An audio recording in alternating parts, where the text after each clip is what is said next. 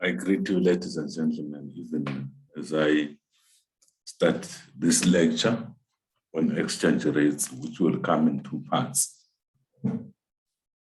exchange rates and money-related issues.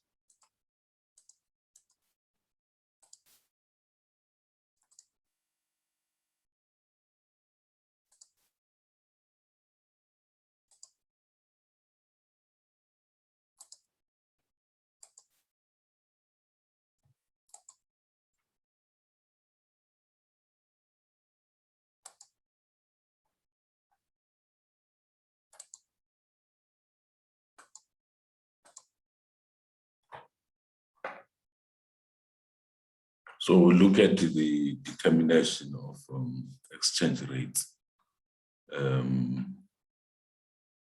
There are two main approaches to starting the determination of exchange rates. There is the elasticities approach and also the monetary approach. So under the elasticities approach, the assumption is that in the absence of government intervention, exchange rates are determined by the twin forces of supply and demand that are held to rule in virtually all markets. The demand for and the supply of forex determine the exchange rate which is prevailing in the foreign exchange market. A small shift of supply of forex may lead to a great depreciation of the exchange rate and vice versa, depending on whether the demand for forex is inelastic or elastic, exchange rate inelastic or exchange rate inelastic. And then before I proceed, I would like to note that there are diagrams that are associated with this. But in this set of notes, I felt it wasn't important for me to delve into diagrams. You can research the diagrams on your own to consolidate, especially the last point, which says a small shift of supply of forex may lead to a great depreciation of the exchange rate and vice versa, depending on the exchange rate elasticity of demand or the exchange rate elasticity of supply, so to speak. And then we move on to the monetary approach, which uses the purchasing power parity theorem.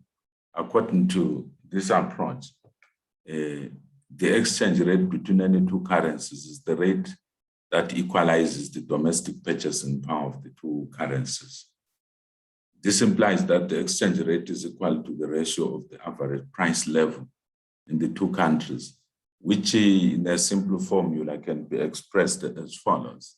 The exchange rate would be equal to ER, where ER stands for the exchange rate, plus PT, which is the index of the domestic price level, plus PW, which is the index of the world or the foreign price level.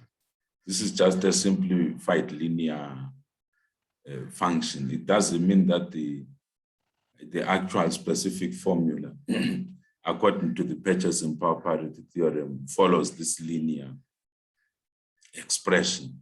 From advanced textbooks on international finance, you will see all sorts of formulae which are not necessarily linear like this expression, but this just tells you the key variables that are taken into account in the determination of the exchange rate according to the purchasing power parity theorem. So to give a concrete example, if 20 oranges cost the same in South Africa as in France, then the exchange rate is that 1 South African rand is equal to €1. And then if the foreign price level increases by 60%, then the exchange rate becomes 1 rand is to €1.60. Why €1.60? Because the foreign price level is increased by 60%, implying that the exchange rate must depreciate by 60%. 60% of €1 is 60 cents, which we have added to the euro there, thereby having exchange rate depreciation occurring to the euro. The euro is depreciating vis-a-vis the rand. So if the purchasing power parity theorem did not hold, then this would imply that France would simply import oranges from South Africa where they are cheaper, and sell them in France where they are more expensive until the two exchange rates are equal. So the criticisms of the purchasing power parity theorem are that the theory is very unrealistic and rarely applies in the real world. It overlooks transport costs, which are a formidable factor when we look at international trade, the importing of goods from other countries. It is difficult to isolate at least two identical bundles of commodities that are produced in two different economies. The orange is produced in France under a different climate, cannot be compared to the oranges that are produced in South Africa under a savanna or a Mediterranean type of climate. Some commodities cannot be bought for resale in other countries, especially direct services such as haircuts, medical care, and legal advice, and so on. And then there are three exchange rate regimes that are considered in the literature, in the theoretical and empirical literature. We've got the fixed exchange rate system, the flexible exchange rate system, and a compromise between the fixed exchange rate system and the flexible exchange rate system, which is called the managed or dirty float exchange rate system. We'll start with the fixed exchange rate system. This is an exchange rate system in which the government, through monetary authorities, determines the exchange rate. It pegs it at a certain level. It's normally announced by the central bank that the exchange rate will be a certain amount of the domestic currency vis-a-vis a benchmark foreign currency, or they may announce for a number of foreign currencies. But it's normally the domestic currency vis-a-vis the United States dollar. Since economic events change quite rapidly in the real world, over time, the exchange rate may become grossly overvalued, leading to a balance of payments deficit. So if the local currency is overvalued, this implies that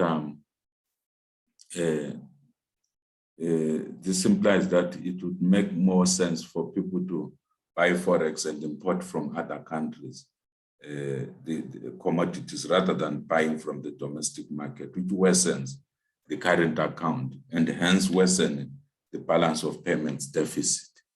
At times, if the economy is doing well, the exchange rate may become undervalued, which may enable the economy to enjoy a BOP surplus over time at the expense of other economies.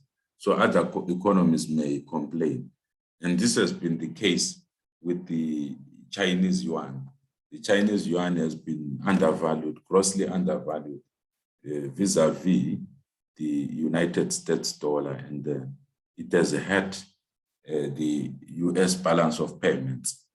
China has been having a balance of payments, current account surplus vis-a-vis the United States because of the undervalued the undervalued Chinese yuan. And then under the framework of the flexible exchange rate system, the exchange rate is determined by forex supply and forex demand, interacting freely with each other without the government through monetary authorities pegging the exchange rate. The exchange rate value, it varies or changes on a daily basis whenever foreign exchange markets are open or operational. There is no economy with such an exchange rate system.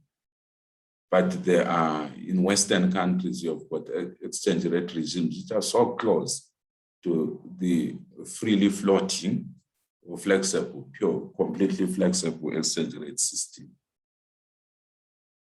And then we've got the managed or dirty float exchange rate regime. Under this regime, the government, through the central bank, pegs an upper and a lower limit within which forex supply and forex demand are allowed to freely determine the exchange rate. So there is an upper bound and a lower bound.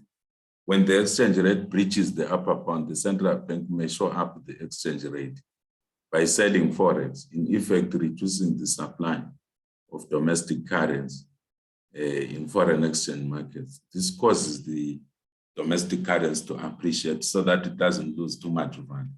If the exchange rate breaches or goes through the lower bound, the government, through the central bank, normally intervenes by buying forex, in effect increasing the supply of the domestic currency in local markets, thereby causing the domestic currency to depreciate. So in our next lesson, we are going to look at money banking and the price level. That is where we are going to start from in our next lesson. Thank you so much for listening in. I believe you benefited from this brief overview of exchange rates. This is what I needed you, my students, in principles of economics to macroeconomics to know. Any extra information in terms of diagrams or even algebra that you may desire to know, it is there online from different sources. But what's needed for this syllabus is what I've taught you. Have a nice day.